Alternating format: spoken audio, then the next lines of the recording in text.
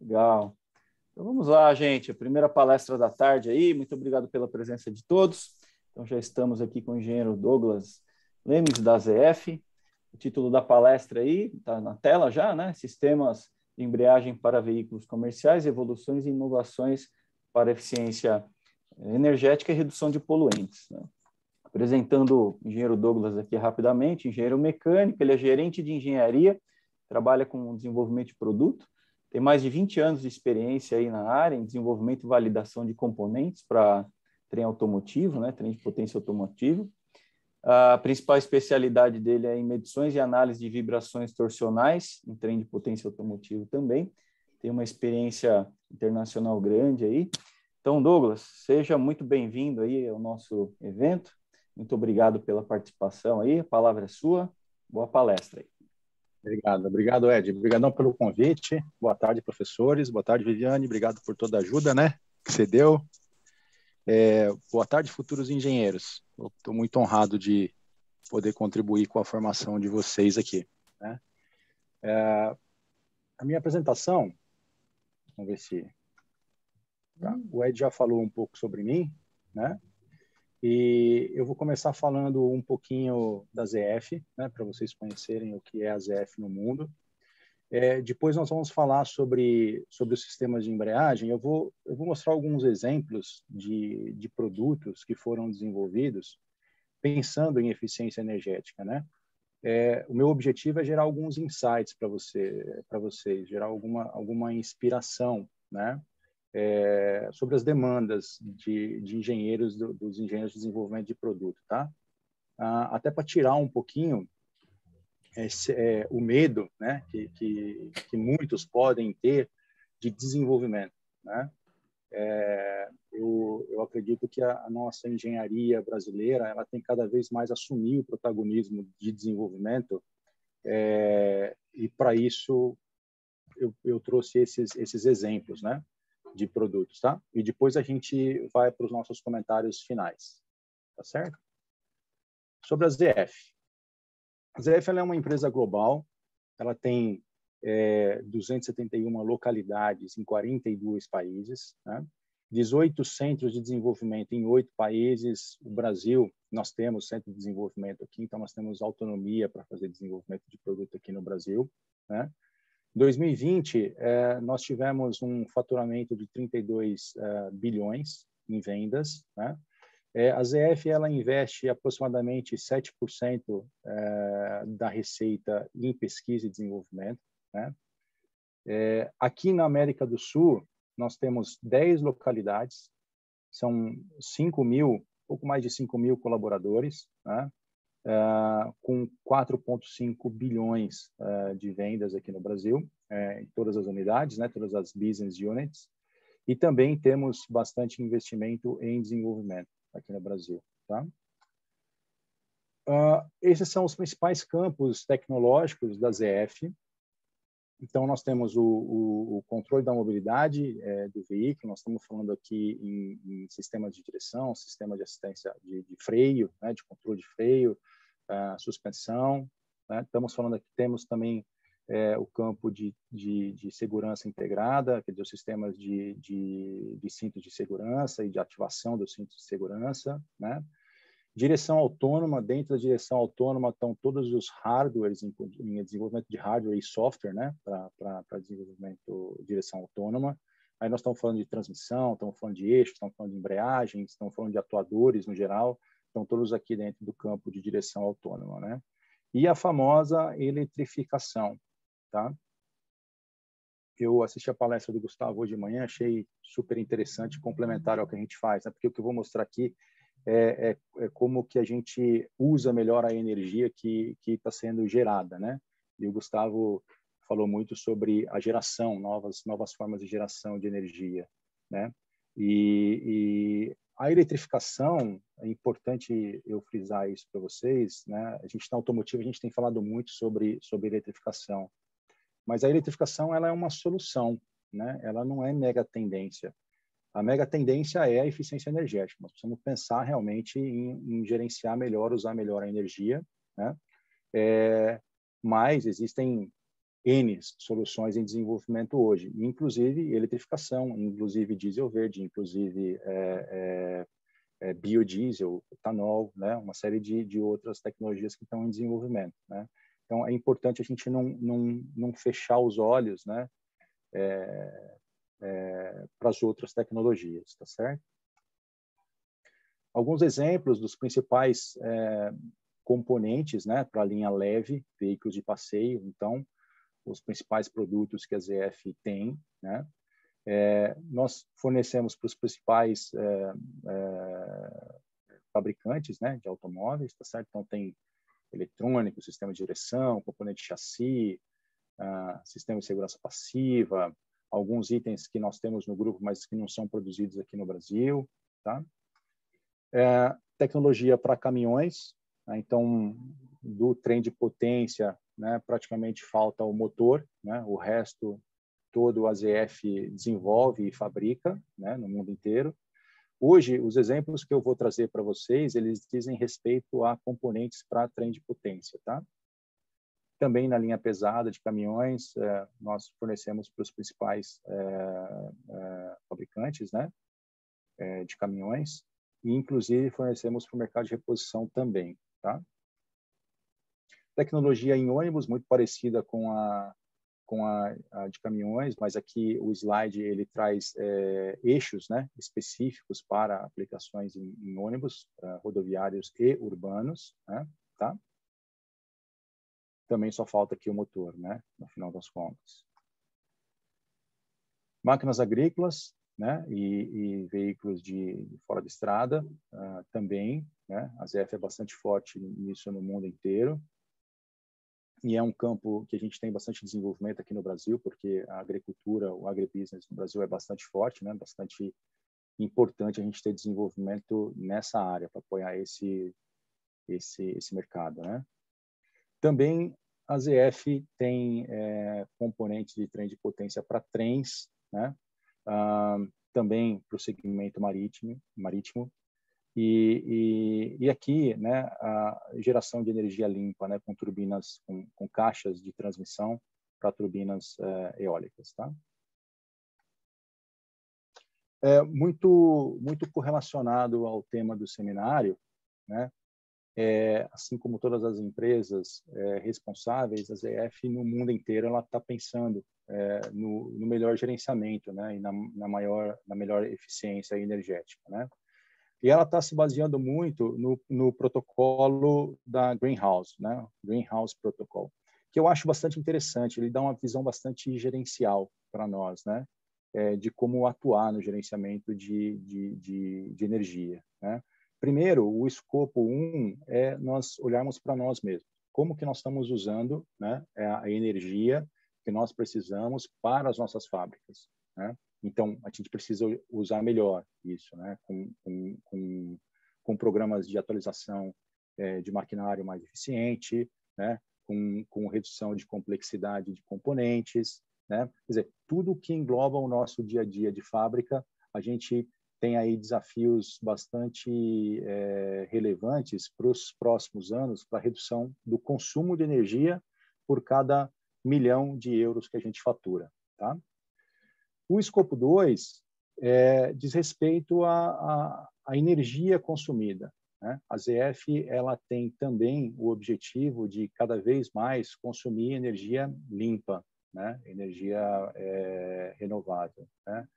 E aí no Brasil eu digo para vocês que nós estamos bastante avançados, porque a nossa matriz energética ela é basicamente ou ela na maior parte renovável, né? Tá? Tem até um aplicativo que depois eu vou passar para vocês, não é da ZF nada, mas é de conhecimento público, que você conhece, que você consegue ver o mapa, né, o globo, e como que a matriz energética para cada país no mundo inteiro, né? Então, assim, a quantidade de carbonos para cada megawatt gerado, tá? Bastante interessante. O escopo 3 diz respeito aos nossos parceiros, né? Quer dizer, as nossas as nossas viagens, a como os nossos produtos são embalados e transportados, né? Como que nós fazemos o gerenciamento do lixo, né? Então, quer dizer, é um escopo bastante gerencial, bastante interessante, né? Tá?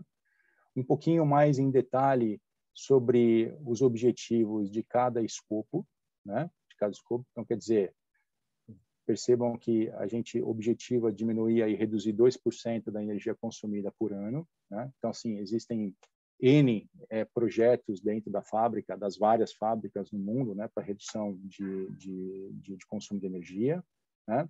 Aquilo que eu mencionei para vocês, até 2030, o objetivo é que a gente consuma realmente energia verde, né, renovável.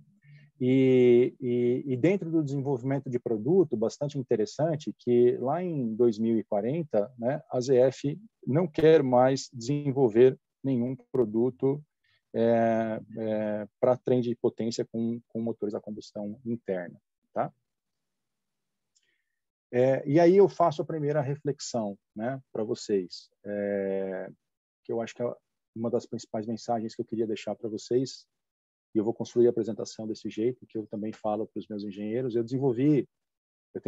me formei na FEI, né, eu tenho 20 anos de carreira na ZF, desde o começo desenvolvendo componentes para powertrain de motores a combustão interna. E agora a ZF está me dizendo aqui que ela não quer mais fazer esse desenvolvimento, né?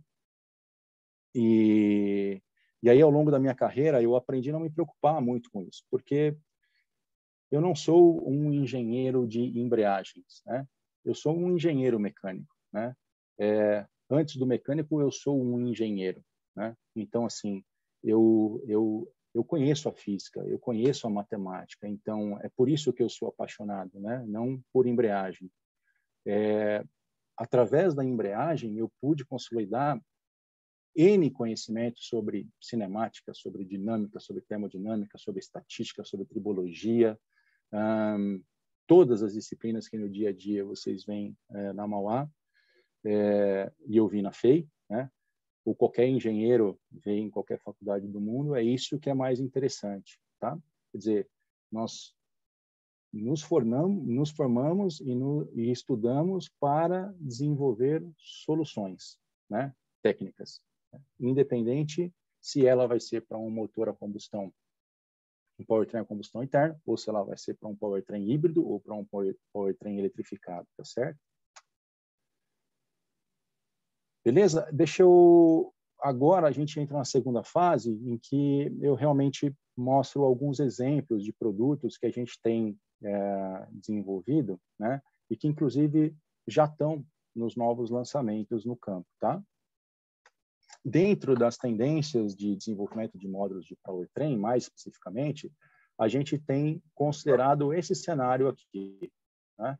Então, quer dizer, todos os nossos produtos, eles têm que contribuir, né, para a redução do consumo de combustível, tá certo?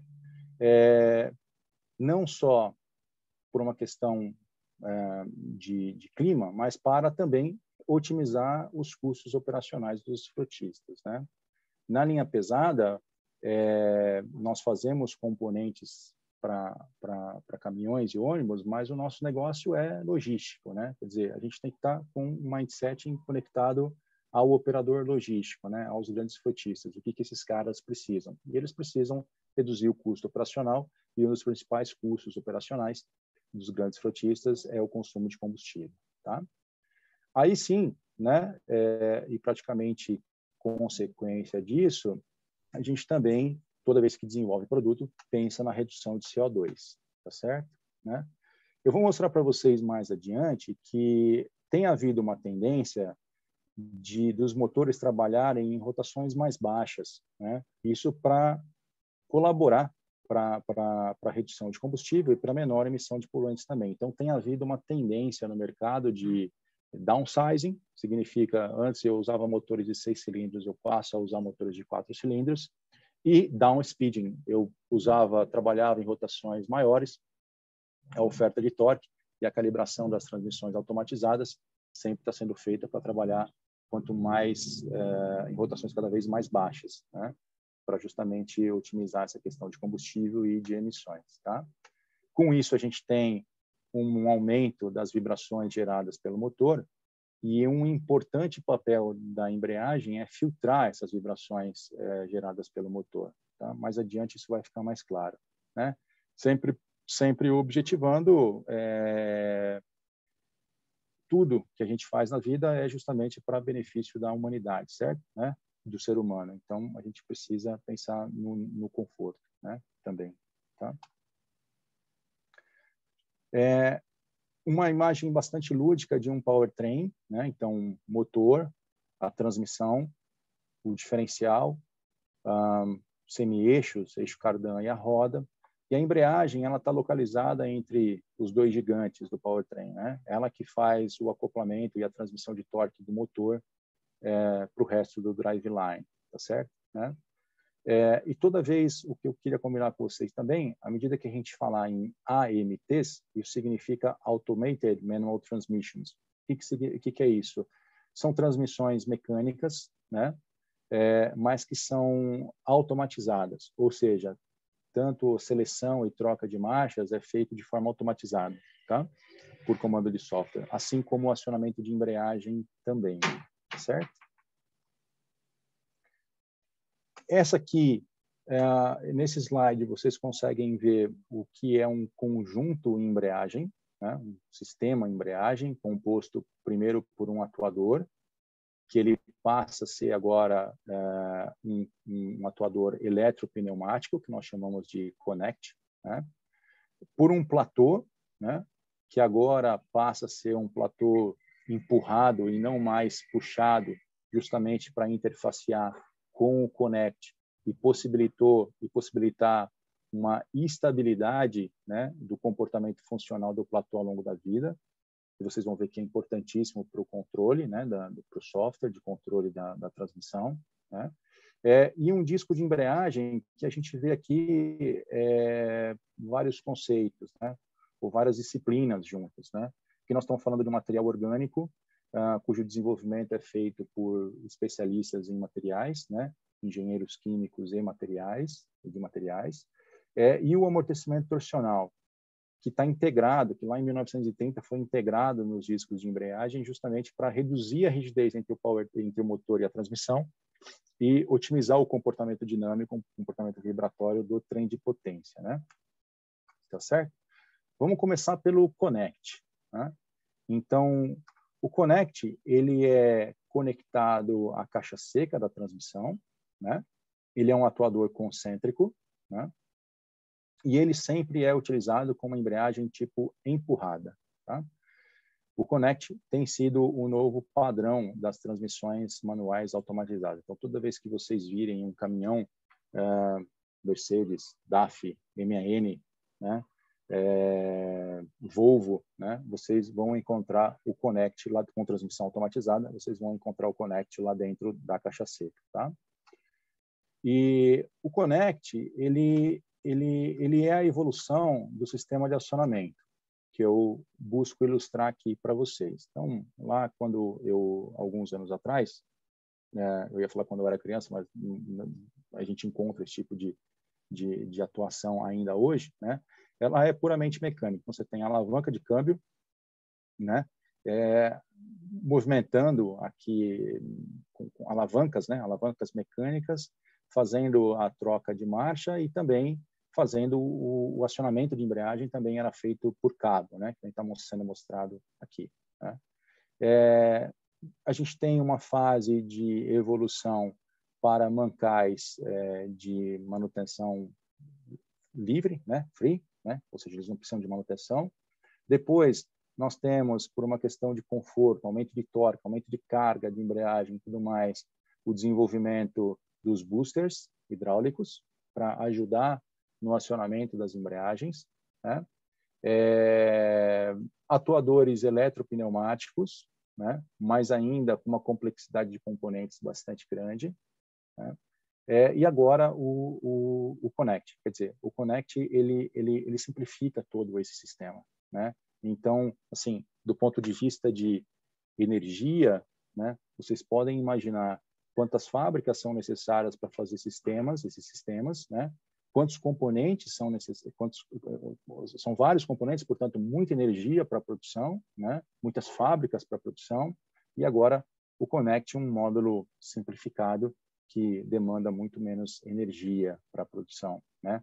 Além dele não ter nada de óleo, né? Ele é um atuador eletropneumático, né?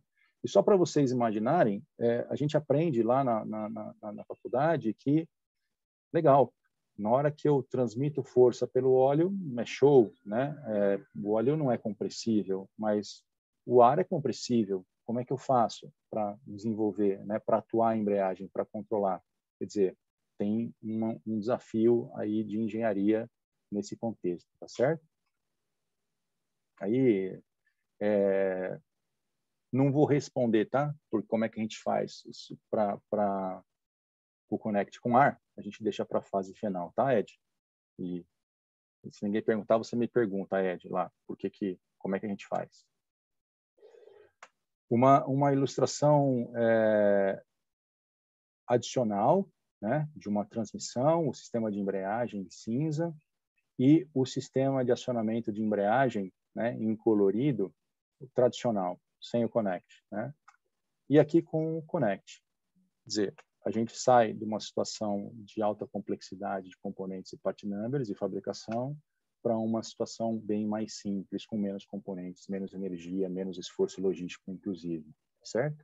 Tá? Esse é o Connect. Os platôs, até o desenvolvimento do Connect, das transmissões automatizadas, eles eram como esse cara aqui, ó.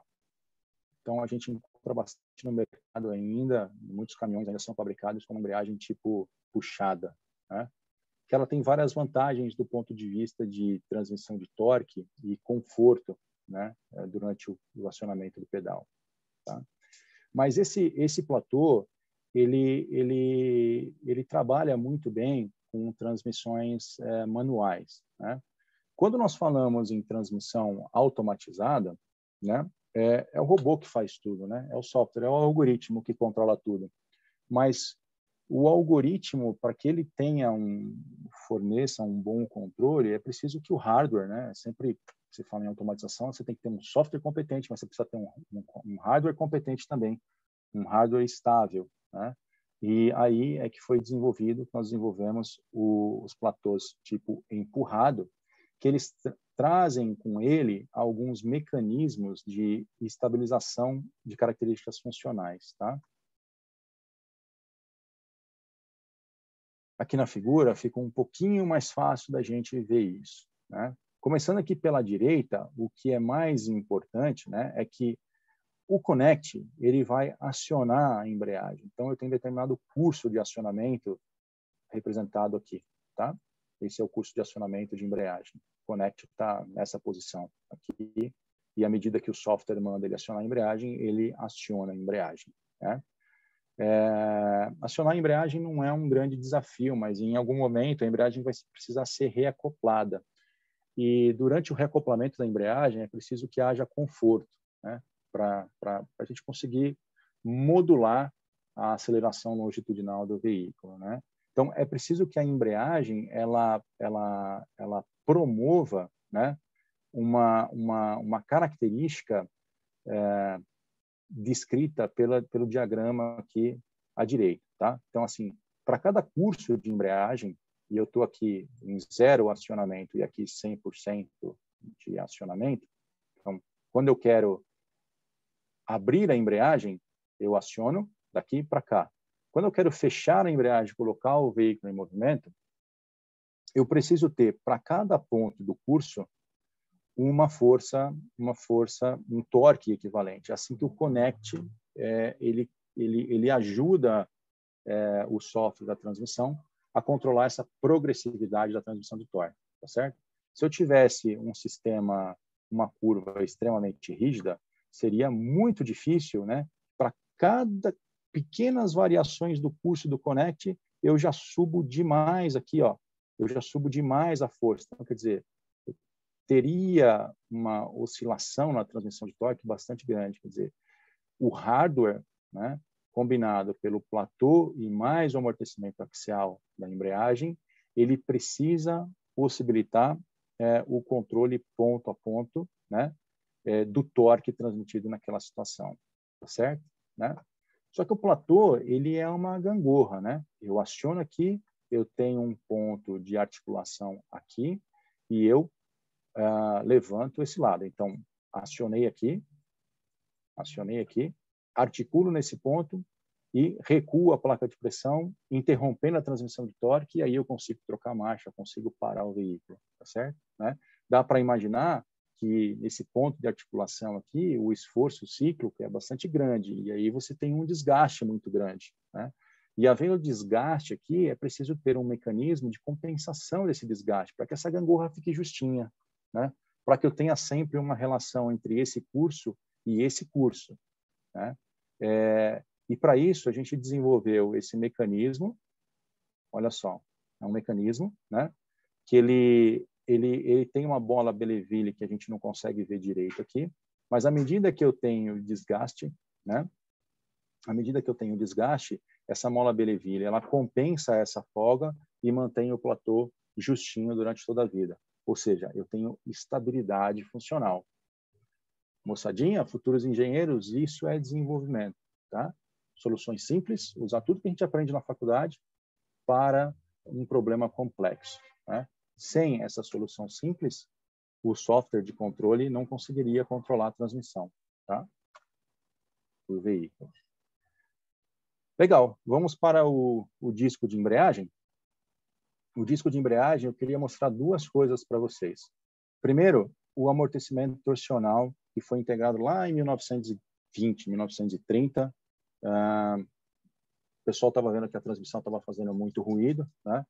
E eles descobriram que reduzir essa rigidez entre motor e transmissão, a gente conseguia filtrar essas vibrações e melhorar um pouco o comportamento do famoso NVH, né? NVH significa noise, vibration e harshness, né? Quer dizer, ruído, vibração e aspereza, certo? Tá? Esse é a explicação da origem da vibração do motor, né? A vibração do motor a combustão interna, ele é intrínseco ao funcionamento dele, aos quatro tempos, né? Quer dizer, a gente consegue imaginar de uma forma bem lúdica, né? Dá para a gente imaginar o seguinte: o pistão, ele tem um movimento alternativo linear, tá certo? Né? Quer dizer, eu parei, acelerei, parei, acelerei, parei, acelerei, parei, acelerei, tá certo? Quer dizer, e esse movimento linear alternativo eu tenho que transformar num movimento rotacional para girar o powertrain e colocar o veículo em movimento. Então, se o pistão anda e para, anda e para, anda e para, dá para imaginar que o volante do motor, ele anda e para, ele rotaciona e para, rotaciona e para, rotaciona e para, rotaciona e para.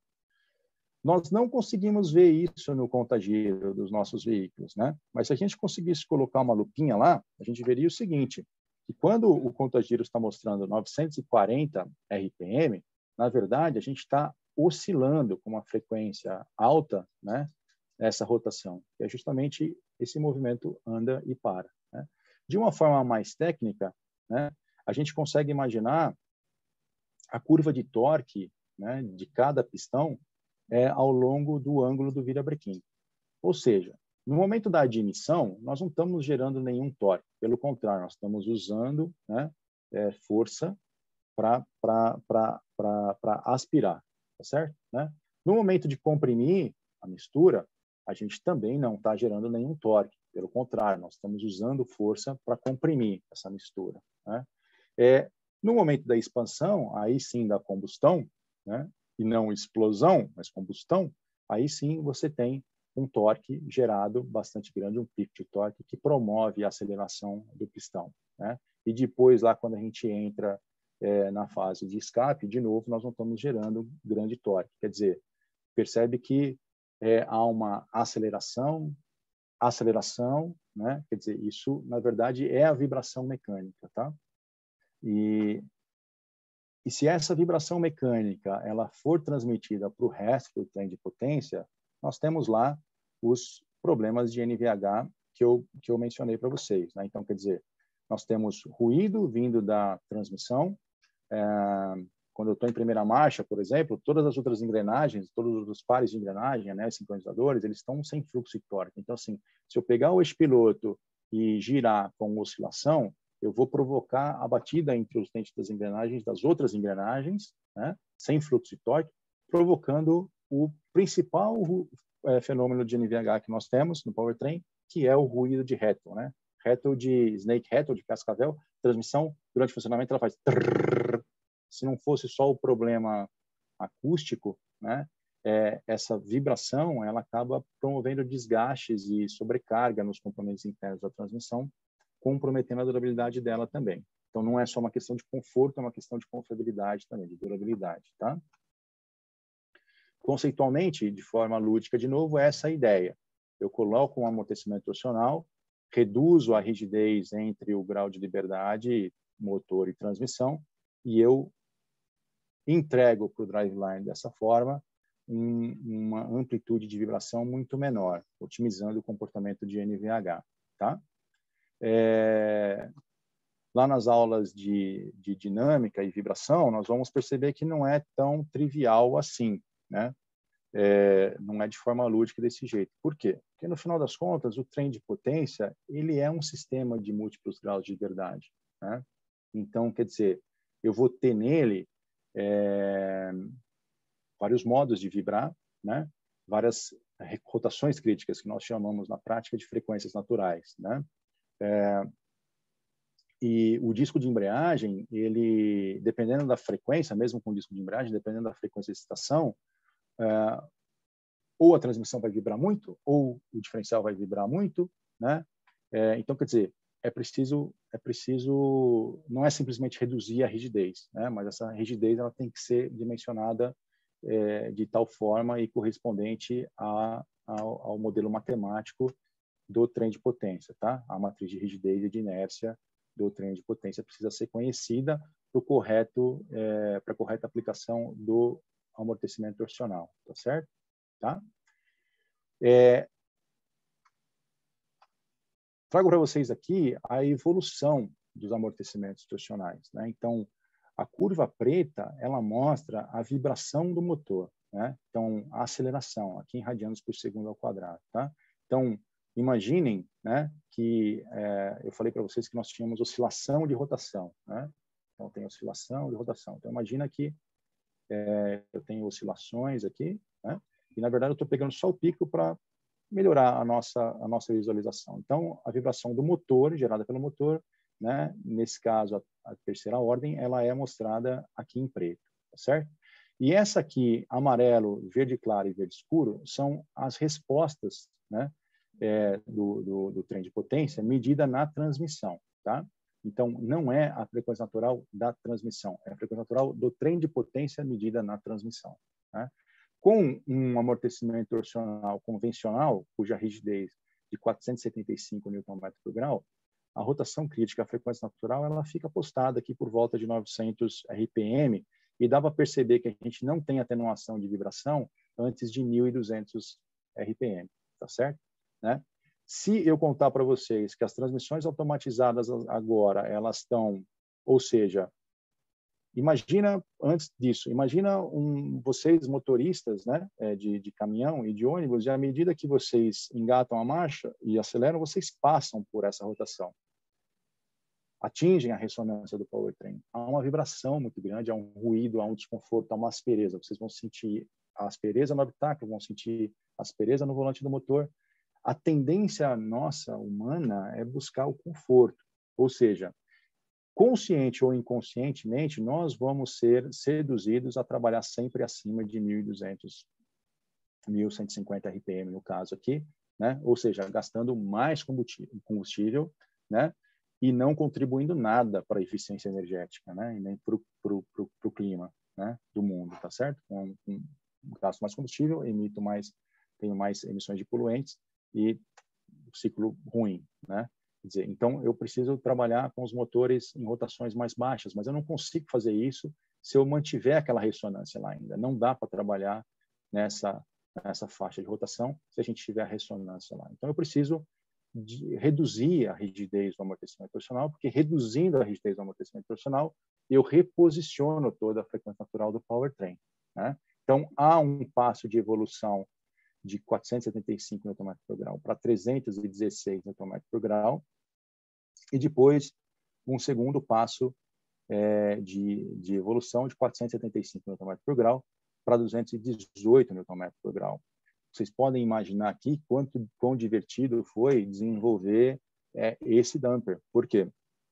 Ele conta com uma angulação muito maior. E quanto maior a angulação, maior a tensão das molas, né? Maior o desafio de durabilidade para as molas de torção, maior o desafio de durabilidade para todos os componentes que ficam mais delgados, né? Tá?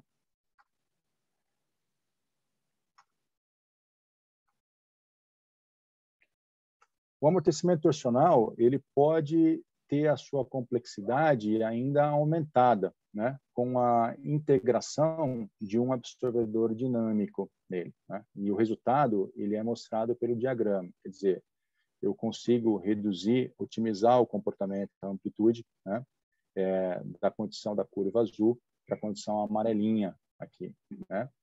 E se isso ainda não for suficiente, se esse pico ainda me incomodar de alguma forma ou gerar algum problema para algum limite de vibração máximo que alguma transmissão venha a ter, né, a gente tem ainda o estado da arte da atenuação de vibração de powertrain, que é o volante dupla massa, né? Os discos de embreagem, a gente consegue manipular com eles rigidez e amortecimento, duas importantes variáveis vibratórias, né? Mas tem uma terceira que a gente não consegue mexer com esses caras, a gente não consegue manipular com eles, né? Mas que o volante dupla massa permite, que é a inércia, né? Então, o dupla massa, ele traz com ele a possibilidade de eu gerenciar rigidez, fator de amortecimento e inércia. Quer dizer, eu consigo resolver o problema com o dupla massa, tá? Um gráfico de complexidade, e quando eu falo complexidade, é complexidade de design e complexidade econômico também, né? Que é uma outra coisa importante que eu queria deixar uma mensagem para vocês, né? Tudo que nós aprendemos na faculdade tem que ser traduzido em soluções simples e competitivas, né? Não adianta. Tive um diretor uma vez que eu falei assim, a gente tem que fazer tal trabalho, tal. Ele falou, pô, Douglas, por que a gente tem que fazer tal trabalho? Porque a gente vai desenvolver conhecimento com isso e tal, né? Ele falou, legal, deixa eu só fazer uma ligação para o RH. Eu falei, por que você vai fazer uma ligação para o RH? Porque eu vou falar para eles agora no dia 15 para eles pagarem você com um cheque de conhecimento. Eu falei, não vai dar para pagar o leite das crianças desse jeito, né? Entendi a mensagem. Quer dizer, nós temos que pegar tudo que nós aprendemos, né? Colocar tudo na maletinha de ferramentas nossa. Na hora que a gente for para o mercado, para a indústria, solução simples, né? Para problemas complexos e competitivo. Transformar isso em real, senão não adianta. Tá? A outra coisa que o disco traz, que ele mostra uma outra mensagem que eu quero passar para vocês, que não adianta a gente ter conhecimento específico, né? É importante conhecimento específico, é importante, se você chuta com a perna direita, é importante você treinar a perna direita, mas você também precisa treinar a perna esquerda, né? Um jogador completo é aquele que chuta com as duas pernas, né? Então, quer dizer, até agora nós estamos falando de produtos mecânicos, né? Basicamente desenvolvidos por engenheiros mecânicos, né? Mas aqui na embreagem tem um material, o material de atrito, ele é orgânico, né? Ele é um compósito orgânico, e aí não dá para eu terceirizar para a equipe que faz o desenvolvimento do material orgânico. É lógico que tem os especialistas, né? E os engenheiros químicos e de materiais, mas eu preciso entender para eu aplicar corretamente, né? Para eu dimensionar a embreagem, eles são extremamente importantes, tá? Então, assim, a outra evolução é justamente no material de atrito das embreagens, que aí eles partiram lá de uma remoção do asbestos, né? Depois a retirada dos metais pesados, e agora nós estamos em plena transição para a retirada do solvente, que é muito melhor para o clima, né? E trabalhar com revestimentos produzidos de forma eco-friendly, né? E estrudados, tá?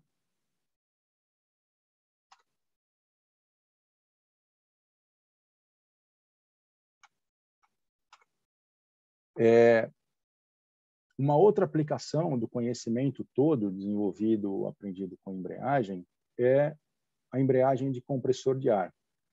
Imaginem vocês que todo momento que a gente está com o caminhão ligado, né, o motor ele tem consumidores, que a gente chama de consumidores, né? Então ele está girando o ar condicionado, ele está girando, está enchendo o compressor de ar, né? Mas o compressor de ar já está cheio, mas ele tá girando para manter o compressor de ar cheio, mas ele já está cheio, então não tem como desligar o compressor de ar se a gente não tiver o clutch compressor, né?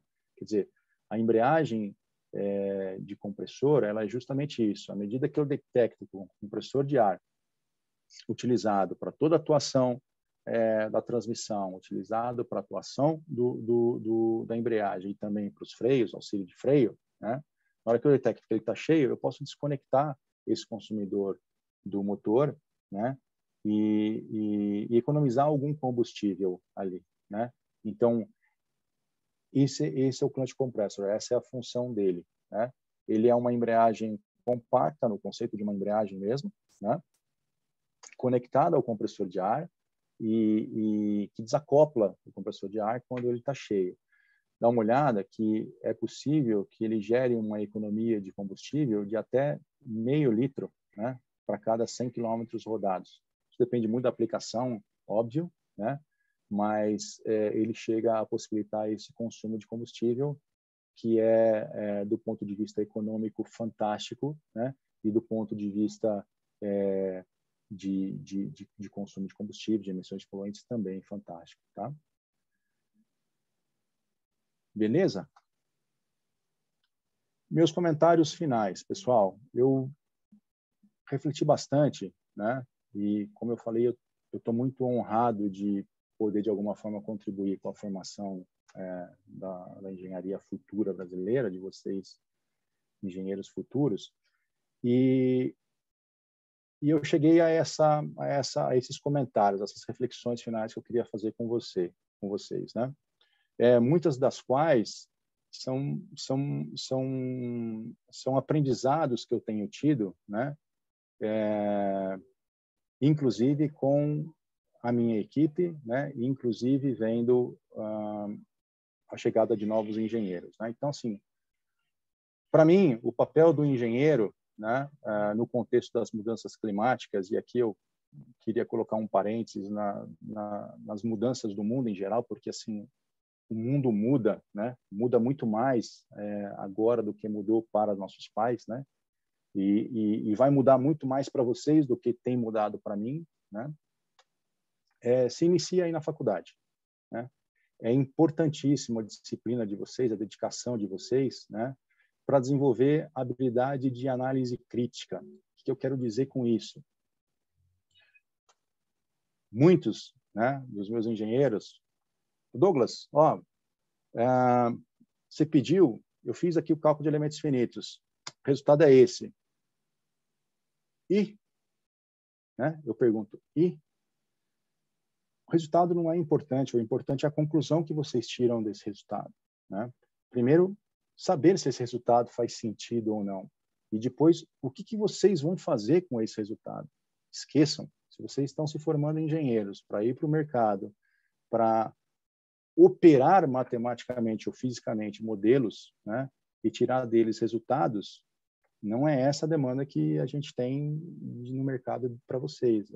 A demanda é realmente que vocês usem todo esse ferramental, todo esse aprendizado, todos esses resultados para tirar conclusões e propor soluções, tá? Uma coisa que muita gente, meus amigos, né, espero que não seja mais assim, mas muitos dos meus amigos falam assim, vou fazer engenharia porque eu não sou bom de português. Você precisa se comunicar. Você precisa saber se comunicar de forma concisa, clara, né? Senão não haverá futuro promissor, tá? Né? E na verdade vocês não vão entender o mundo que vocês estão vivendo ali, né? Eu tive uma situação assim automobilística. Eu trabalho há 20 anos, como eu contei para vocês. A automobilística ela é sempre assim. Ela é sempre crise, alguns anos de crescimento, outros anos de crise, crescimento, crise, crescimento, né? Em 2015, a minha equipe foi reduzida pela metade, né? E eu falei, poxa vida, né? Não entendi de onde que veio aquela redução de 50% da minha equipe, né? Justamente porque em 2015 eu não tinha maturidade suficiente para entender a tendência do mercado, né? Era só olhar os números de mercado, ler um pouco os jornais e entender que havia ali uma tendência de redução, né, dos volumes de mercado, e que com essa redução dos volumes de mercado automotivo, naturalmente haveria algum impacto para nós, tá? Isso foi um aprendizado muito grande para mim e é o que eu recomendo, tá? Fiquem atentos, né, ao que está acontecendo no mercado que interessa para vocês, né, no mundo, tá certo? Leiam das mais diversificadas fontes, né, para que vocês coloquem o filtro de vocês e tirem as próprias conclusões, tá? Então, a análise crítica, a comunicação e a boa leitura de tendências e demandas futuras é essencial para nós engenheiros, né? Os conhecimentos multidisciplinares que todos os professores com dedicação montam as aulas, aproveitem isso demais, né? Porque é isso que vai possibilitar a vocês contribuírem no desenvolvimento de soluções simples para problemas complexos. Eu coloquei contribuírem de uma forma importante, né, e proposital. Por quê? Porque desenvolver habilidades de trabalho em equipe é essencial. É essencial. Eu ainda vejo muitos estagiários, muitos engenheiros chegando no mercado e falando, tá legal, deixa que eu faço. Não. Por mais capacidade intelectual que você tenha individualmente, se você somar essa capacidade individual sua com a do seu colega, com a do outro colega, não tem como, né, esse grupo gerar soluções piores do que uma pessoa individualmente, tá? O que é requerido de vocês no mercado é justamente a capacidade de somar o conhecimento de vocês com a das outras pessoas e aí sim, né? Aí sim, fazer de algo bom, algo sensacional, tá certo? Esqueçam porque estudar, né, não para aí na faculdade. Eu não paro de estudar e aprender de embreagem, de outras coisas, nenhum dia, né? Então, assim, é importantíssimo para o profissional ter flexibilidade, motivação, coragem, né, e atenção para essas coisas aqui, ó. Prever e interpretar as demandas, né? Eu já era chefe apenas da experimental quando eu tomei esse tombo do mercado e vi minha equipe sendo reduzida pela metade e não percebi, né? Eu não soube prever, eu não soube interpretar o que estava acontecendo, né? E agora, olha só, acabei de falar para vocês, né? A ZF está mudando, né? A ZF está mudando, está desenvolvendo outras coisas. Então, assim, é preciso flexibilidade, né? Coragem para buscar novos conhecimentos, né? Adquirir novos conhecimentos, mudar a rota, né? Novos campos de atuação, nova especialidade. Se você pretende ser um engenheiro de motor a combustão, está perdido, né? Agora, se você ainda quer estagiar e trabalhar com motor a combustão interna para aprender as disciplinas de engenharia, show de bola, siga, tá? Preparei isso com muito carinho para vocês, espero de alguma forma ter contribuído para a formação de vocês, feito a tarde de vocês um pouco divertida, né? Estou aberto para perguntas, tá? Legal, Douglas. Muito obrigado, viu? Parabéns pela apresentação aí. Muito obrigado por compartilhar com a gente aí seus conhecimentos, suas experiências. Muito obrigado pelo seu tempo aí, sua dedicação ao nosso evento, tá bom? Em nome de todos os alunos aí, professores, agradeço aqui, tá? A gente tem aqui uns 8 minutinhos aí para mais alguma pergunta, né? Algum comentário aí. O Marcelo Paiva aqui, ele lembrou lá do Connect, ele gostaria de perguntar, ele perguntou aí, né? A função do, como é que funciona lá o acionamento com ar e tal. E depois ele tem mais uma pergunta aqui, se você puder esclarecer. Legal. Aí. Tá bom, esclareço sim. Todo momento que a gente desenvolve a atuação, imagina que para transmitir os motores hoje, qual que é o nome dele, Ed? Desculpa, você falou Marcelo Paiva. Né? Fala, Marcelão. Marcelão, para a gente transmitir os torques dos motores hoje, né? Dos motores rodoviários, canavieiros, os extra pesados, nós estamos falando em 2.500 Nm, né? De torque. Nós utilizamos carga, né? Deixa eu usar só uma... Nós utilizamos carga de placa aqui, ó. A carga para comprimir o disco contra o volante é da ordem de 30.000 a 40.000 newtons, né? Então, quer dizer, essa força ela é dividida, né, pela relação de alavanca do platô e de todo o sistema de acionamento também. Ou seja, antes do Connect, realmente a gente precisava do óleo, porque é uma pressão muito grande, uma carga muito grande a ser acionada e a gente precisava de precisão, né? Aí, falamos, mas óleo não dá, vamos usar ar, mas ar é compressível, como é que a gente dribla esse caminho? Se a gente tiver o ar na pressão correta e uma válvula de controle dessa pressão, né? Quando o ar comprimir, a gente coloca um pouquinho mais de ar. Quando ele comprimir mais um pouquinho, a gente coloca mais um pouquinho de ar. E assim a gente vai modulando o volume de ar, né? E para compensar essa compressibilidade, né? Acho que está certo, tá certo? Então, para isso, eu preciso de uma válvula específica. Vamos ver se a gente consegue ver aqui. Existe não só o sensor de curso, né? O sensor de deslocamento do Connect é o coração dele, né? E ele controla uma válvula de alta frequência justamente para compensar essa baixa, essa compressibilidade do ar. Tá certo, Marcelão? Simples assim. Legal. E aí tem Legal? mais uma pergunta na sequência aqui do Marcelo e do Victor também, que é sobre a eletrificação, né? Quer dizer, como é que vai ser essa embreagem aí, Douglas? Você já tem isso desenvolvido? Como é que funcionaria essa embreagem com motor elétrico aí? Ficaria mais simples? O que teria de diferente aí? A gente tem algumas... depende muito da arquitetura do trem de potência. Quem que foi que perguntou nesse caso? O Marcelo de novo? O Marcelo e o Victor Augusto. O Victor. Beleza, Victor. Deixa eu caçar aqui a minha foto. Tá. Essa arquitetura do powertrain que nós temos hoje, né? A gente tem um motor, a combustão interna, né? Esse é o coração, essa é a fonte de propulsão, né? Do trem de potência. Então, assim, se você imaginar que você vai trocar o motor a combustão por um motor elétrico, né? Tudo daqui para trás ficaria absolutamente do mesmo jeito, né? Sem problema nenhum. O fato é que não tem sido essa tendência, né? A eletrificação, ela tem trazido o motor elétrico para cá, ó, né?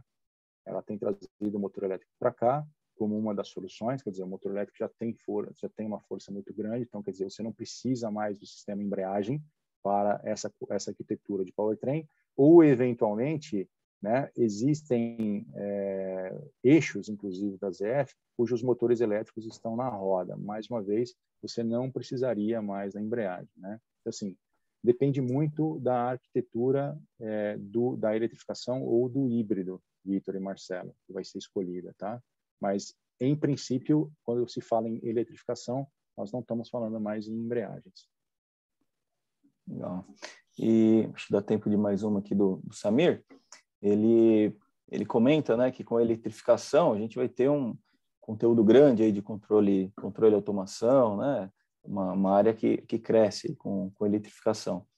E Onde é que você enxerga, Douglas, aí no caso do powertrain, né, os subsistemas aí, o papel do engenheiro mecânico, né? Onde é que a gente poderia contribuir com essa nova versão de veículos aí que estão chegando? Eu tenho um professor, não sei se vocês conhecem, mas o professor Ricieri, né? O professor Ricieri, eu fiz cursos com ele de matemática e eu vou usar uma das românticas colocações dele para responder isso, Samir, né? Para você, né? E ele diz o seguinte, né? No momento em que você escolheu fazer engenharia, você foi para exatas, né? Você é um profissional da exatas, né? E engenharia não tem nada de exato, é tudo, né? Assim, mais ou menos alguma coisa, né? E ele explicou, ele me ensinou, Samir, que a palavra exatas ela vem do latim ao grego exactus, né? Quer dizer, exatus é o papai do céu, é Deus. Ele é o exatus, tá certo? Assim, quando eu decidi ser da exatas, eu estou brincando de papai do céu, né? Por quê? Porque papai do céu fez árvore, mas não fez carro, né? Então, assim, nós engenheiros nós precisamos complementar os desenvolvimentos, né? E conectado à exata, Samir, tem a palavra matemático, né? Que do grego significa matema, decodificador. Então, quer dizer, quando você decidiu ser engenheiro, você decidiu ir para exatas, ou seja, você é um matemático, você é um decodificador da physis, da natureza, para imitar o Criador.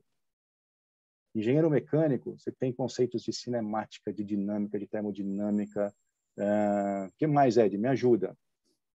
Tudo que você aprende pode ajudar, processos, Ed. Que é a nossa área aqui. Projeto, processos, né?